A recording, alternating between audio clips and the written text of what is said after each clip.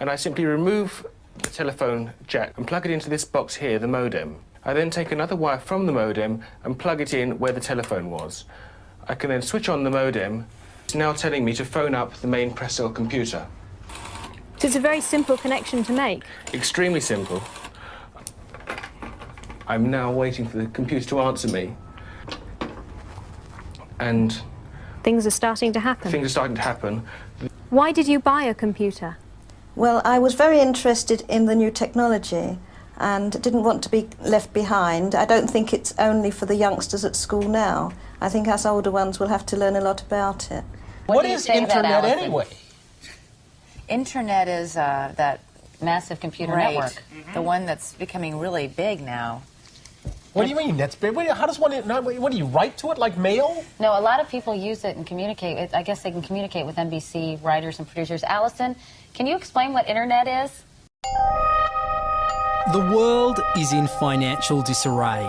Currencies failing, economies in wild flux, jobs being lost. But what if you could build an entirely new economy, one specifically designed for the digital realm? Well, that is the dream behind Bitcoin. Bitcoin, for those of you who don't know, is an electronic online currency that was created in 2009. It was made by someone who did it under the pseudonym Satoshi Nakamoto. Like any economy, you don't want too much too fast because then the value of your currency drops, or so slow that your economy grounds to a halt. It's designed to be a self-stabilising economy. Whether it actually is that way though, well, that is a little bit more complicated. Because some people have said, hey, Bitcoin is the answer to those problems. Are you a believer? Well, Bitcoin is exciting because it shows how cheap it can be.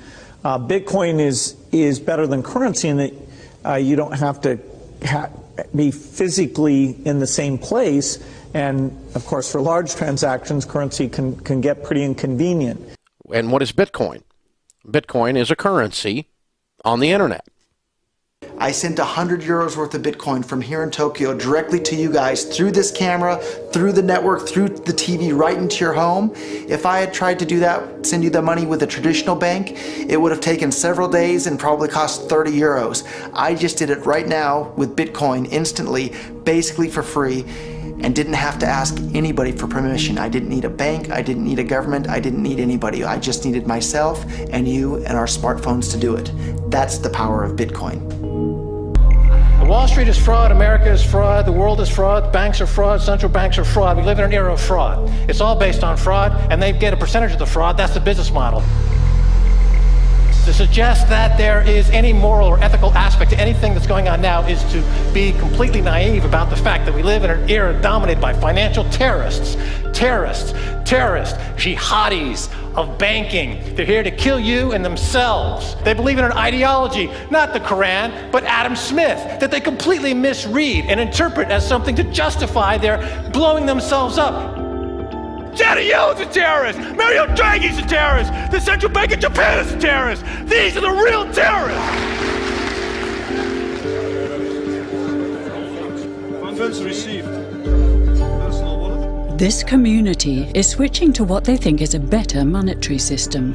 A system in which banks are no longer needed because payments could be made directly from one person to another. Bitcoin is fundamentally different because in Bitcoin, you don't owe anyone anything and no one owes you anything. It is not a system based on debt. It is a system based on ownership. And no one can censor it, no one can seize it, no one can freeze it. It's November the 2nd, 2008, just 6 weeks after the Lehman Brothers collapse. And all over the world, there are panicked debates about how to save the banks. Then, on a little visited web forum for cryptographers, a document appears in which a completely new monetary system is proposed.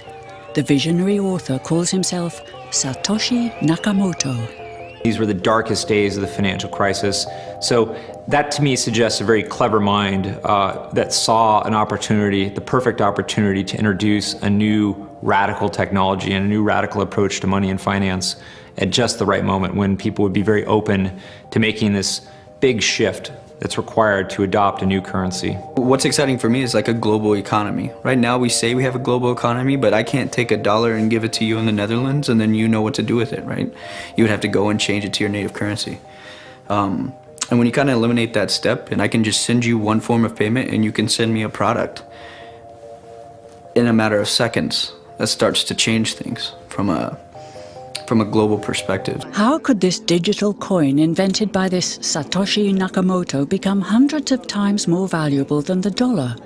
And why do enthusiasts like Roger Fear want the world to switch to bitcoins? I'm giving every single person here 1,000 yen worth of bitcoins, which is like $8 and something cents. Back in the early days, you know, I'd get phone calls from my buddies. Oh, hey man, I lost 10,000 bitcoins because my computer blew up, right? Back then, one bitcoin was less than a penny, right? So nobody cared. They lost $10. I don't care, right? And now 10,000 bitcoins, that's $5 million. That's a big deal, right? I think a lot of people are underestimating the way in which Bitcoin and the blockchain are going to change the power structures in society in general. I mean, I grew up in the US and I see all these people like, yeah, nuke everybody in the Middle East and kill them all. And then they have the former Secretary of State, Madeleine Albright, on 60 Minutes, one of the most popular news shows in the US. And they asked her, they said, like, there's reports that more than 500,000 Iraqi children have died as a direct result of US sanctions. And she looks back at her with a straight face and she goes, it was a really tough decision, but I think that it was worth it. Worth murdering 500,000 kids because of what the government did? And I apologize for crying, but it just disgusts me from my core when I see government people murdering people around the world. It's not just theoretical, these are real people with real lives. And it's real people, and Bitcoin has the power to undermine everything they're doing to people around the world. And I'm sorry for shouting, but it just disgusts me what these people in government do. And they do it through central banking and through the control of the money supply, and Bitcoin takes that away from them.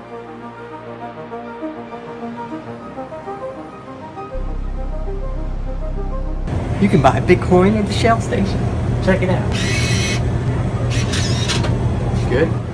Got $2. Hit finish. Oh. $2 Bitcoin. Just like that. From this machine. I just turned cash into digital currency.